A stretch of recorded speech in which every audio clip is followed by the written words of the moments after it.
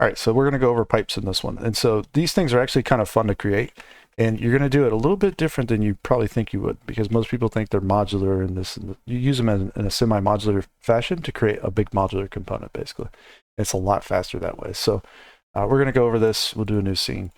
And so you can rig these up to like air conditioners or whatever the case, or set them up with air conditioners and whatnot. So we'll use the default cube, and we'll say this is like our air conditioning unit or whatever here for now. And so you want to enable an add-on that comes with Blender. This is going to be under add-ons. You type in extras, and you'll see you have geometry extras here and curve extras. You can enable both of these if you want. All right, now you're going to be able to press Shift A, create, and you'll see we have pipe joints. So you have all kinds of different things you can create here, like pipe elbow. They come in rather large looking. That's fine. Just kind of create a bunch of these things real quick. So we can do pipe elbow, pipe T-joint, and lay these out like so. What I like to do is snap to the grid. This is going to be used throughout this video. So as I'm moving these things, I can definitely, I just hold Control and snap them to a grid, in this case, like so.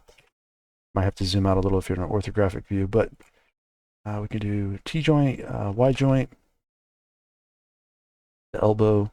There's a few different elbows you'll want. Obviously, we have the 45.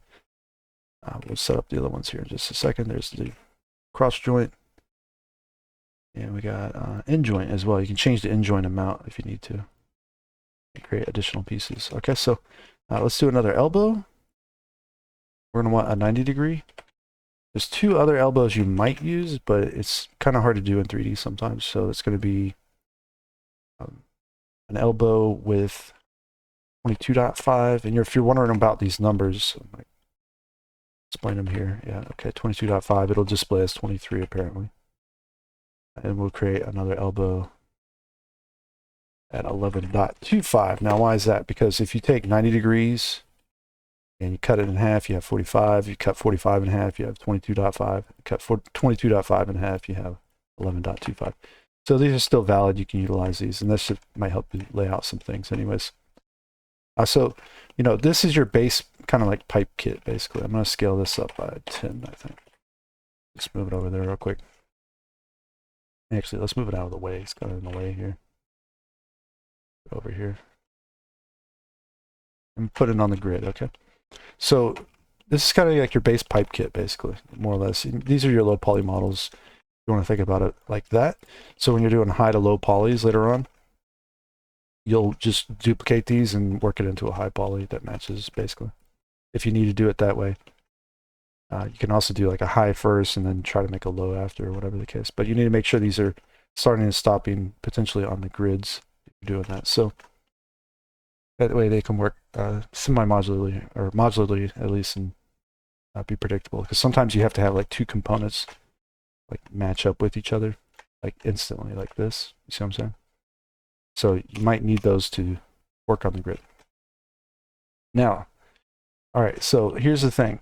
This joint does not look probably the way you want. This one we're going to go over first. There's another add-on in Blender that you want enabled. It's called Measure It. Okay, enable this one.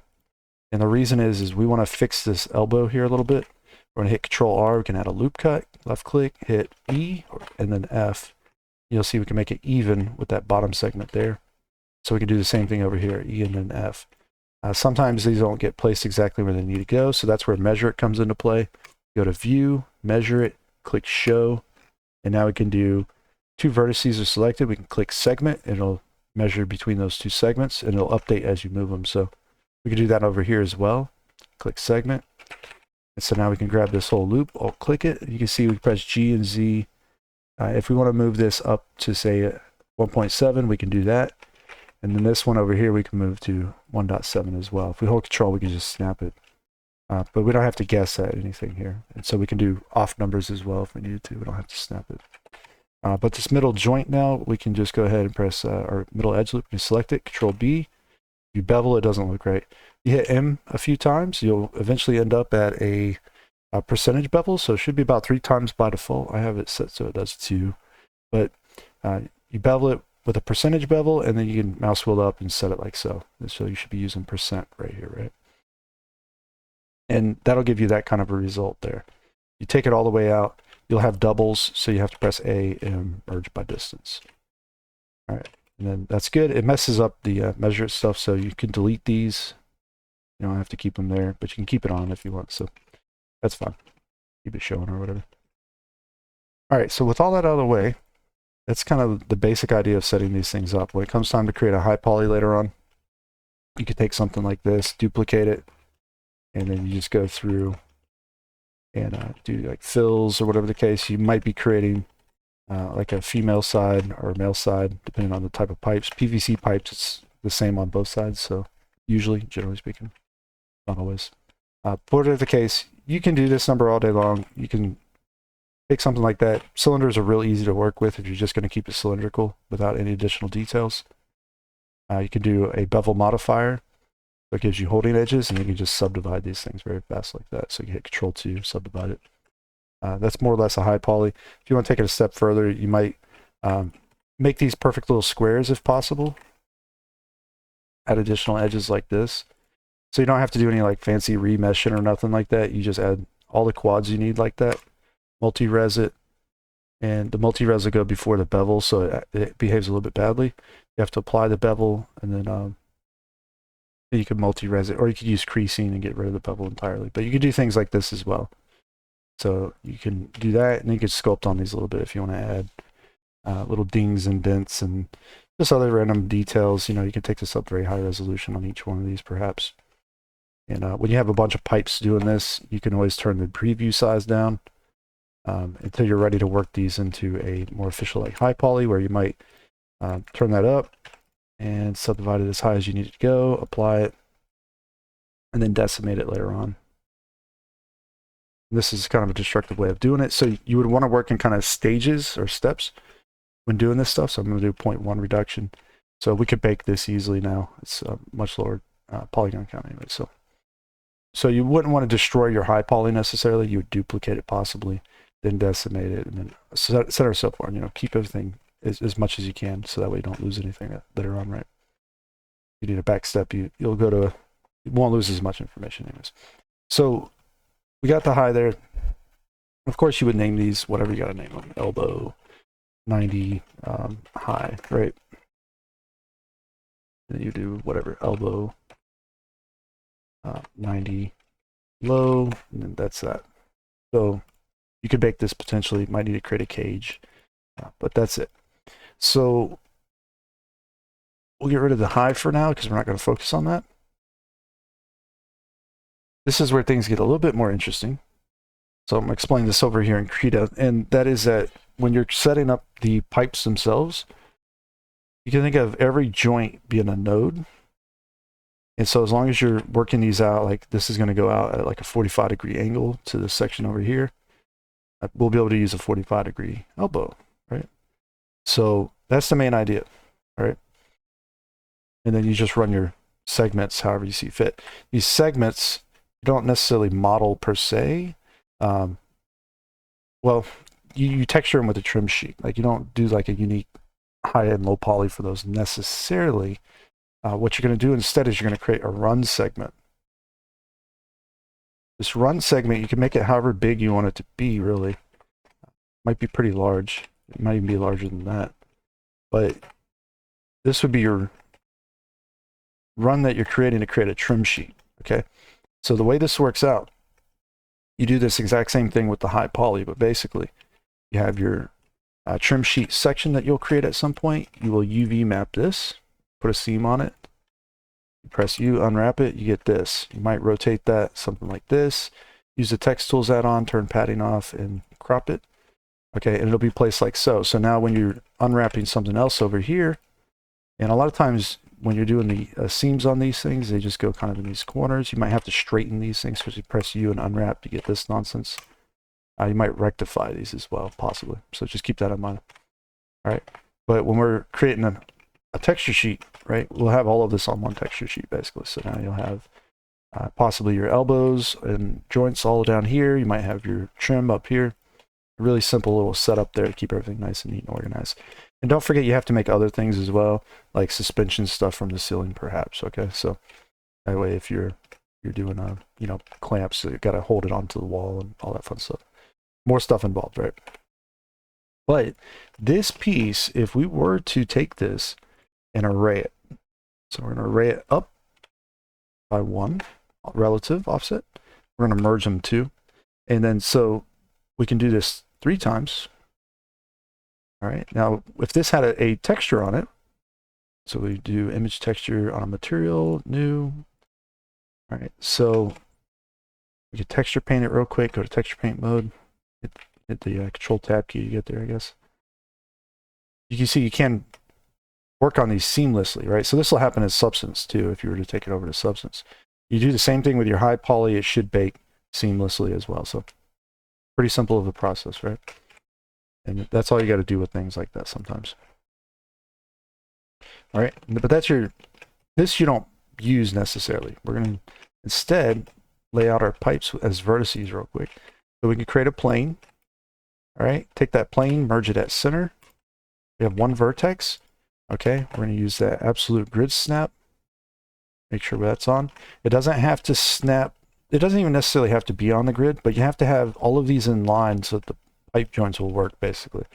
But it helps to leave it on the grid. So if we start near the AC unit, we have a vertex here. We can extrude it out. If I have the vertex selected, I don't know what just happened there. In edit mode, there we go. Okay, press E, you can extrude it out. You see, we just go out straight, right? And then we go 90 degrees this way. And if we want to go 45 degrees this way, we can. And we can go all over the place with this thing, right? So we can do all kinds of fun stuff like this. It doesn't, you know, maybe it needs to make a little bit of sense, but you can do whatever you want artistically as well. So if you want to do stuff like that, you can. It's not to say that you can't make weird odd angles, but sometimes it's better to avoid it. Like if we want to do like a 45 down this way, and so we can do things like this potentially, but we'll have to be careful with it because sometimes they don't work out too well. Okay, so just keep that in mind. These are directional based off their pivot points. So if we were to use transform local, you'll see here if we rotate on Z, it's only going to rotate from this cylindrical side here.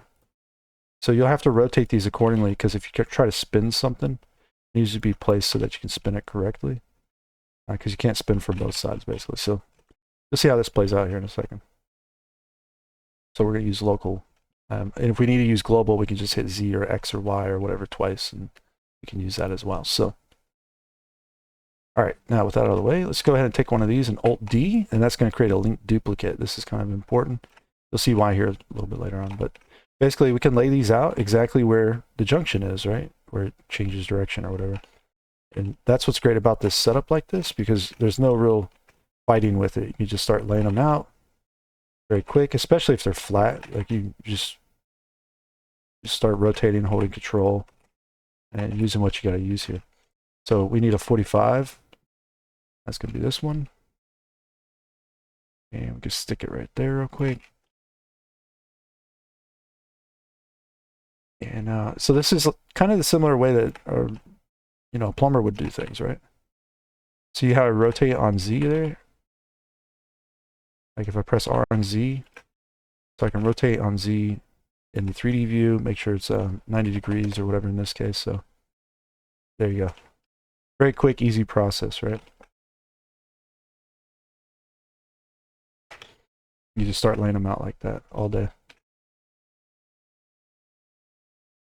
All right.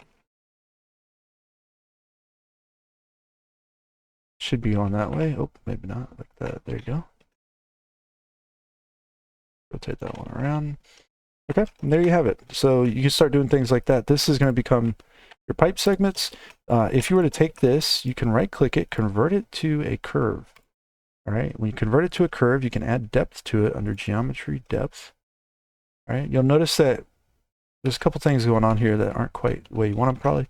First, they get a little skinny and they little change of direction here. They get a little bit too thin. We're going to split them up so that doesn't happen. And all right, so let's do that. Let's just go through every other segment, press Y. You select the vertices and then press Y. You can start splitting them. That's going to give you something like this, and you'll see here, it's like this. So if your pipes are small enough, a lot of times you can just leave them where they're at. You don't have to really do anything special with them perhaps, but you can see this is poking through here. So you just grab these and you move them, basically. Move them back a little bit, not a big deal. Now, I do want to mention something here. You want to set up the vertex string correctly before you convert it to a curve. It's really hard to work with these after the fact unless you have an add-on called Curve Machine. It becomes a little bit easier. So I'm just going to demo what Curve Machine will let you do real quick. But basically, you can't do things like GG twice without this add-on, right? And so this add-on is super useful. But you can also bevel these still. You can't do this normally when you have a polycurve. So you need the Curve Machine add-on if you want to do that. However, if you're working with the vertex still, bring a plane over and merge it to a vertex, then you have something like this and you do want to bevel one of these, you could just hit Control B and then V. You bevel those like that, right? So that's pretty simple and straightforward. All right. And you can see here also, you might want to start and stop on a grid point somewhere. Okay. I'll get back to that reason why here in a second, but let's just go ahead and finish this thing up. I'm just going to GG twice these now. Curve Machine add-on. Let's move them around so they're all good.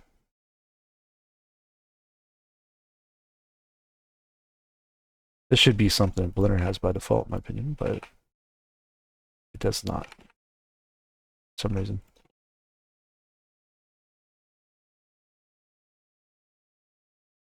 All right, so we just gotta quickly correct them, basically, and that's it. You're probably wondering about UV maps and like how you handle that. Well, it's actually kind of simple. So you gotta use the text tools add-on, but text tools is super useful for everything, I think. But all right, so this is a curve right now. You're gonna have a hard time applying textures to it that look good anyway. So what you would do is try to keep everything, duplicate it, and then right click and convert to a mesh. So the one that's a curve still, you can hide it and then just work with this one and set up the collections so you can keep it organized too. Sometimes you get a bunch of stuff that could be going on. So these guys here, you would think like, you're going to have to go through and select an edge on all of these and mark seams. You could. There's nothing that says you can't do that. And sometimes it's preferable so you can put the seams on specific sides so that you can hide them a little bit better. But if you want, you can select it all. Just go to UV editing, press A, and then do seams from islands. They already have seams. They're just kind of wherever they are, basically. You can see on this, in this case, up at the, I guess the top left there or whatever. So this is maybe not the UV map you want though. So you can select all of them, press U and unwrap, and you'll get this kind of a number going on. Now, because we're going to use this with a trim sheet potentially, right? What we can do is we can take all of these using this add-on, text tools add-on. We can select by island and we can just stack them all one on top of each other. If they're the same diameter, they all line up like this, right? It's not even a big deal at this point. And so if we had a trim set up already, a trim texture, all we would have to do is go through and align it appropriately on that trim. It can overlap on the left to the right, basically. So, and that's where we're getting back to this guy over here. Because remember, this was set up like so. So let's just say it's like some kind of brown pipe, like it's rusted or something. Okay, we make it all brown. You see, there you go. Just do that. When you're texturing substance, same thing. And I think we have to save this technically or something here in Blender anyways. So we do that, and we will, I see it tries to save it externally. Let's just pack it real quick. That puts it into the Blender file itself. All right. So there we go. Now these ones here, we assign that material, go to the UV editor, you can see we're a little bit off. So we can just scale these up and place them accordingly. If you got to press Control Spacebar, you can go full screen for a second. You would want to also include maybe a little bit of bleed room for bitmaps if you're making these. So you might push the trim down a tiny bit, maybe.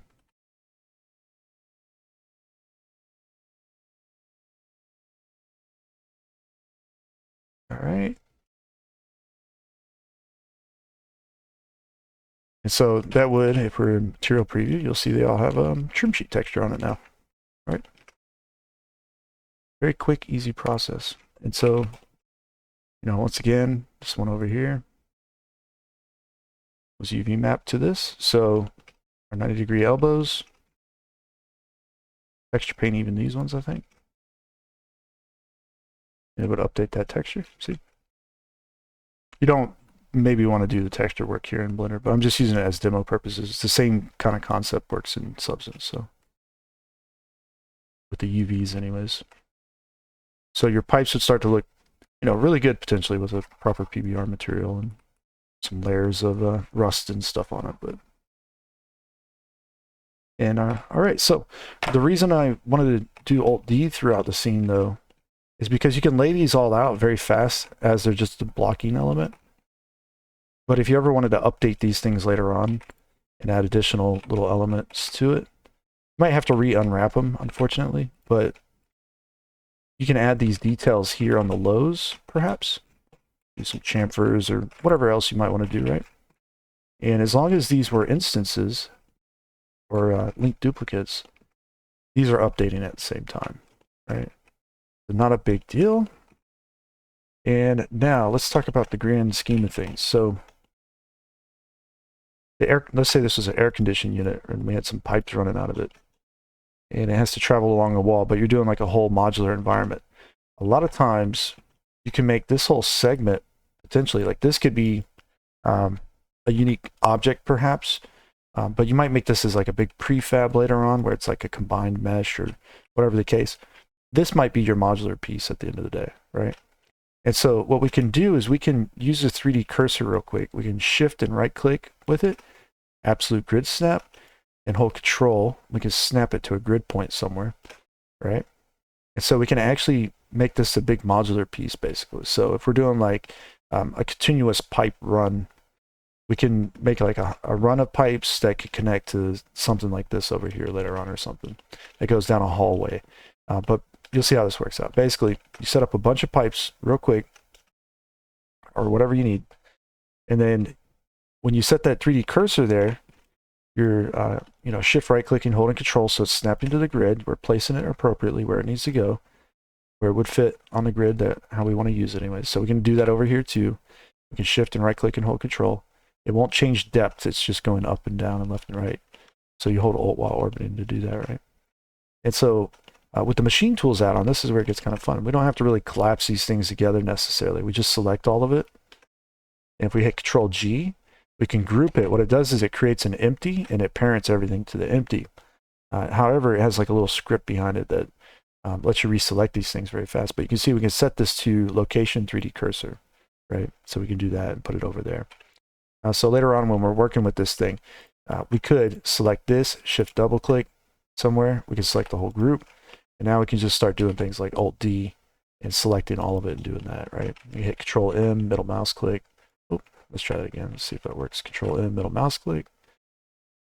Oh, it did work. All right, so now we can just snap this out somewhere out here. You'll see. You can do that really fast. Boom. So you can make really complex looking setups doing things like this, and it's a lot of fun. So you can make little modular prefabs like this, basically, right? You can combine all this into one mesh and just throw it into the game engine as well. Probably wouldn't hurt.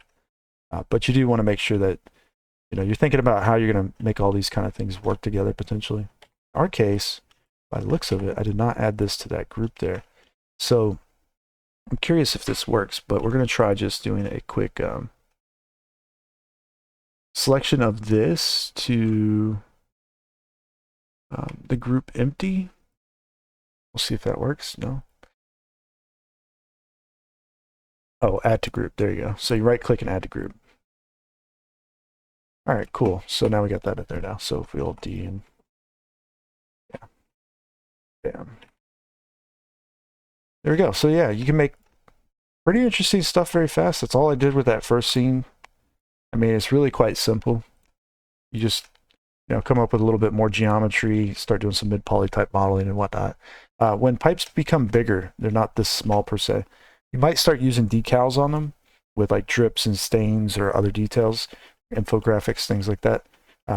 your scene in its entirety, a lot of things are still going to need like infographics and brush strips and stains and stuff. So you might make a decal set for the whole scene.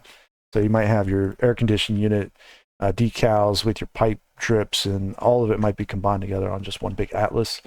And then you would do mesh decals on these things where you have to make a cylinder and then basically make a trim sheet around little areas and stuff like that. If they're larger, you might do that. It's not always the case, but you could definitely do unique texturing on it as well, and baking highs to lows and all that fun stuff. And so, once you get some good materials on it, these were kind of quick materials, but once you get some good materials on it, you do the proper high to low poly bakes, they should look really good. And they should be relatively fast. Like you can see, we flew through this whole thing. We're like 90% of the way there. But basically, we would just spend time on high poly modeling, finishing the UV maps, creating the additional elements that we would suspend from the ceiling perhaps, or attach to the wall or whatever the case.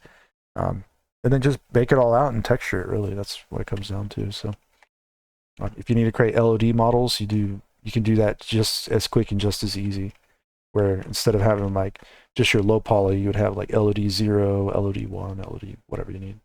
And so if you wanted these to swap with LODs, that could be a little bit more complicated of a setup. Depends on the engine, depends on your setup for how you want it to LOD and all that. But whatever the case, it's still very doable. So it's a pretty straightforward process in my opinion. Once you get used to doing this, it's really fast. It's a lot of fun.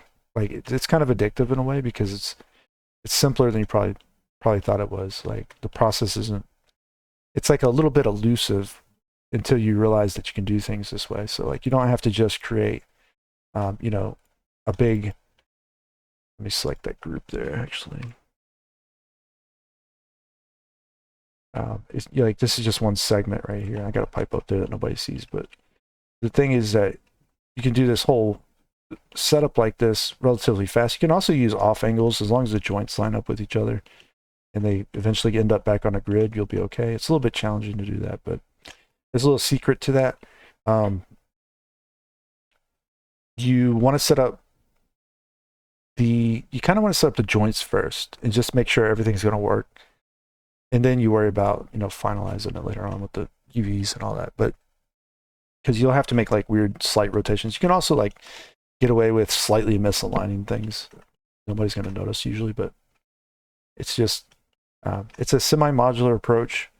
The idea is to use a more granular type of modular setup perhaps, and then use that to generate a much bigger modular component, right? So that's usually what you want to do with environment art. Do things as simple as possible. Like don't overdo it because you're going to be there all day trying to model something, Potentially if you're overcomplicating the process. Like if you're trying to run this all the way down this wall over here and you're not building these larger segments like this, like you could have a run in between here and then have a modular piece that runs around these pillars or something. And you can just stack that all the way down the wall basically. As long as you know what size your walls are, because these should be modular too, right? So if they're like 4 meter sections, maybe you make a 3 meter run and then you have a 1 meter hop, and then you do a 3 meter run and a 1 meter hop.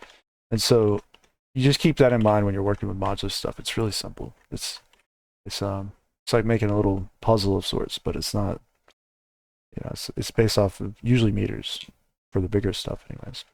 So anyways, that's like 1, 2, and 3, 4, 5. Might stagger things. That's where things get a little bit more complicated, where you're using like smaller units like 0.6 maybe or 0.3. But you might go really large too. You might do like 10 meter sections and then 16 meter sections and 100 meters, like who knows. So, but the pipes themselves, I think you get the hang of it now. Like these ones are real simple to do. When they're larger, you might be doing more of the kind of standard like sticking them together type stuff with like 90 degrees. You might still have 45s and everything else in there too, but you want to keep it simpler to some degree and just create the illusion of complexity. I think that's the main thing. Main thing I'm trying to drive home here is just keep it simple, drive the illusion of complexity, but don't make it a complex system if you don't have to, I guess is the best way to say it. And so, yeah, that's it. Anyway, so I hope you enjoyed the video. I'll check you out in the next one. All right. Take care.